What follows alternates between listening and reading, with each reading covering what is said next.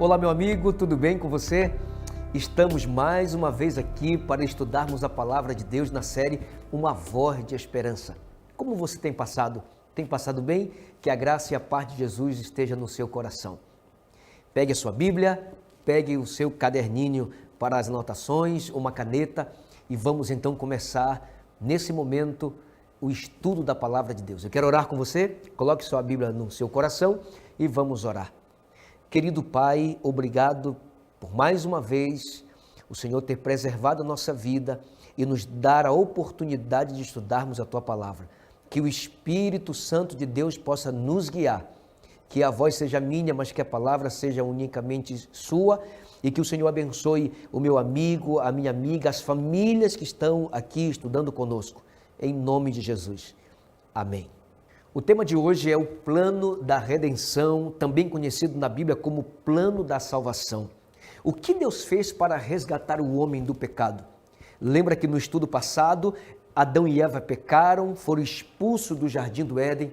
E aí? Deus foi atrás das suas criaturas? Deus já tinha um plano estabelecido desde o princípio da queda do homem? Eu quero que você leia comigo o primeiro texto. Esse texto que vamos ler é um texto muito forte. É um texto muito conhecido da Bíblia e eu quero explorar esse texto com você à luz do plano da salvação, também conhecido como plano da redenção. Abra sua Bíblia no Evangelho de João, capítulo 3, verso 16. Porque Deus amou ao mundo de tal maneira que deu seu Filho unigênito para que todo aquele que nele crê não pereça, mas tenha a vida eterna. Louvado seja o nome de Deus por esse texto. Esse texto é uma pérola. Tem pessoas que sabem até de memória o texto, mas de maneira profunda eu quero examinar esse texto, explorar o conhecimento que está aqui, a bênção que está aqui nesse texto. Olha o que diz o texto, porque Deus amou ao mundo. Não está dizendo aqui que os seres humanos amaram a Deus, mas está dizendo que Deus amou ao mundo. Significando que Deus tomou a iniciativa de salvar, de resgatar, de restaurar a sua criatura perdida e caída. Você não diz amém por isso? A iniciativa foi de Deus, Deus não esqueceu você. Porque Deus amou o mundo de tal maneira que deu o seu Filho único, unigênito. A dádiva de Deus foi dar o seu único Filho e esse único Filho é Jesus Cristo. Para que todo aquele que nele crê, todo aquele, não tem um nome aqui do Marcos, só a Maria, não, é todo. É o negro, é o branco, é o homem da cidade, o homem do campo. Você não diz amém por isso? É aquele que tem conta no banco, aquele que está quebrado. É o padre, é o pastor, é a freira, são os políticos, é isso mesmo, até os políticos. Deus amou o mundo de tal maneira que deu o seu Filho unigênito para que todo aquele que nele crê, ou seja, há esperança para todas as pessoas. O plano da redenção não foi para uma classe de pessoa, para pessoas de alguma cor, não. Foi para todo mundo. Eu fico maravilhado com esse texto. Deus deu o seu Filho unigênito para que todo aquele que nele crê não pereça, ou seja, o desejo de Deus, o propósito de Deus não é que você pereça, não é que você sofra. O desejo de Deus é preparar você para ir para um lugar que Ele está preparando lá em cima, que não há sofrimento, nem dor e nem morte. E aí, meu amigo, essas palavras não são poderosas, sim ou não? Porque Deus amou o mundo de tal maneira que deu o seu Filho unigênito para que todo aquele que nele crê não pereça, mas receba o galardão. E qual é o presente, o prêmio, o regalo? É a vida eterna. O Filho unigênito de Deus, sabe quem é? É Jesus Cristo, o Cordeiro de Deus que tira o pecado do mundo. 33 anos Jesus viveu aqui, Ele pisou aqui nessa terra, Ele andou com os pecadores, Ele fez milagres por todos os lugares que Ele andou. Mas infelizmente, meu amigo, assim como foram no dia de Jesus, está sendo agora nesses dias. Sabe o que aconteceu lá e está acontecendo aqui? É que Jesus veio para os que eram seus e os que eram seus não o receberam. Jesus foi traído por seus discípulos, preso e julgado de forma injusta, açoitado de forma brutal, zombado, coroado com espinhos. E sabe o que aconteceu? Ele foi crucificado. Veja como Isaías narra as últimas cenas de Jesus na cruz do Calvário. Abra comigo a sua Bíblia. Isaías capítulo 53, versículo 5 em diante. Mas ele foi transpassado pelas nossas transgressões e moídos pelas nossas iniquidades. O castigo que nos traz a paz estava sobre ele, e pelas suas pisaduras fomos sarados. Verso 6. Todos nós andávamos desgarrados como ovelhas. Cada um, meu amigo, se desviava pelo caminho, mas o Senhor fez cair sobre ele os pecados, a iniquidade de todos nós. O castigo que era para cair sobre mim e sobre você, caiu sobre ele. Você percebeu o que diz o versículo 6?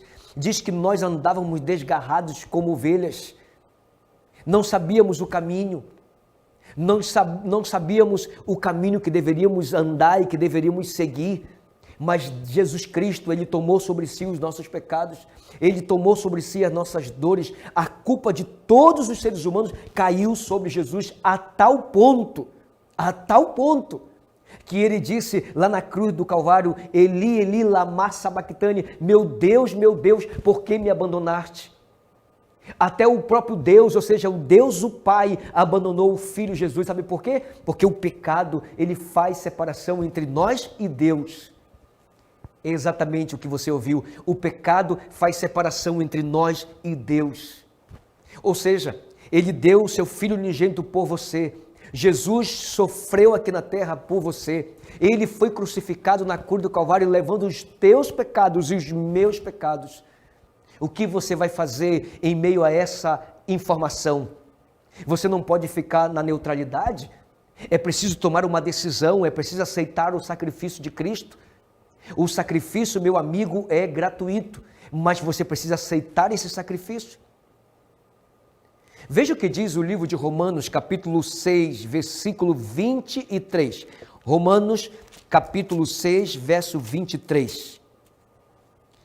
Porque o salário do pecado é a morte, mas o dom gratuito de Deus é a vida eterna em Cristo Jesus, nosso Senhor. O salário do pecado é a morte. Você é pecador? Se você é pecador, levante sua mão, diga comigo aqui, repita comigo, eu sou pecador. Exatamente. Ora, se você é pecador e eu sou pecador, o que merecemos? O resultado do pecado. E qual é o resultado do pecado? É a morte. É a morte. Mas você já percebeu que os seres humanos não gostam da morte?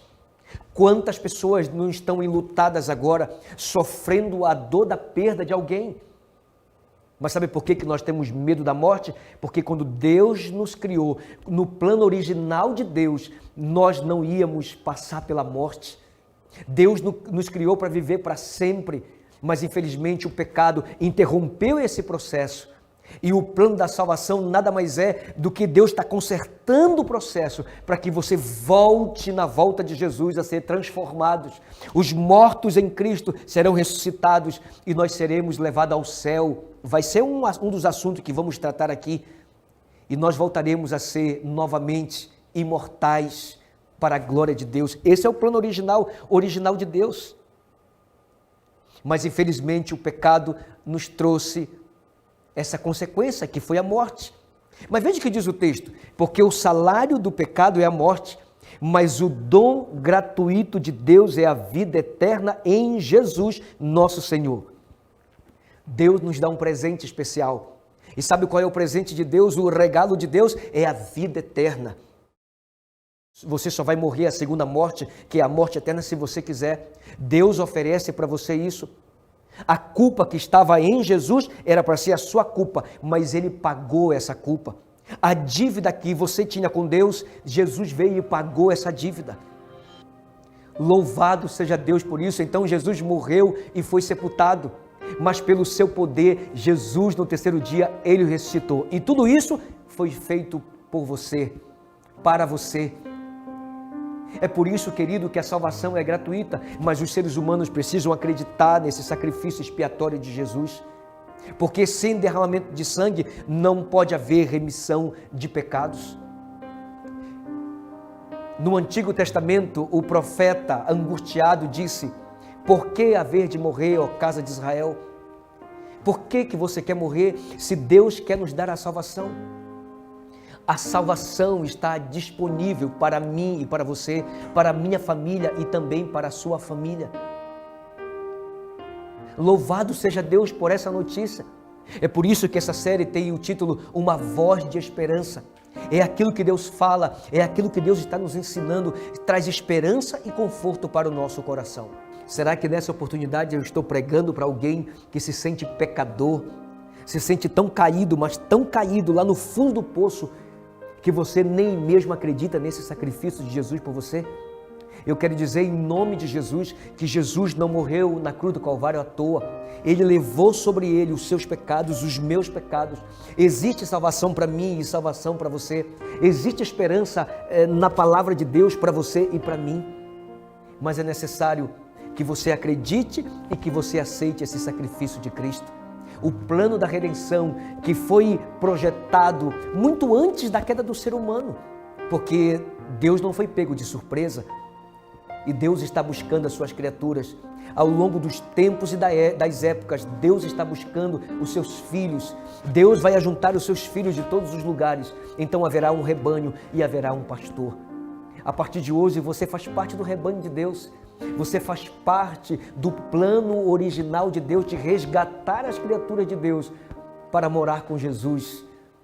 E nunca mais se afastar do bom pastor. É isso que você deseja? Quer que os seus pecados sejam perdoados? Quer que o sacrifício de Jesus faça parte da sua vida? Ore comigo nessa oportunidade. Querido Deus e grandioso Pai, nós agradecemos pelo sacrifício de Jesus na cruz do Calvário. Obrigado, Senhor, porque o Senhor tem um plano para resgatar o ser humano. O Senhor tem um plano para restaurar as famílias. Esse meu amigo, essa minha amiga, essa família que está nos assistindo, aceita o Senhor como o Salvador de suas vidas e não somente aceita Jesus como o Salvador, mas aceita o sacrifício de Jesus na cruz por seus pecados. Obrigado, Senhor, por restaurar a nossa vida. Obrigado, Senhor, por insistir. Obrigado, Senhor, por nos buscar. Em nome de Jesus. Amém. Deus abençoe você e a sua casa. Nos veremos no próximo estudo.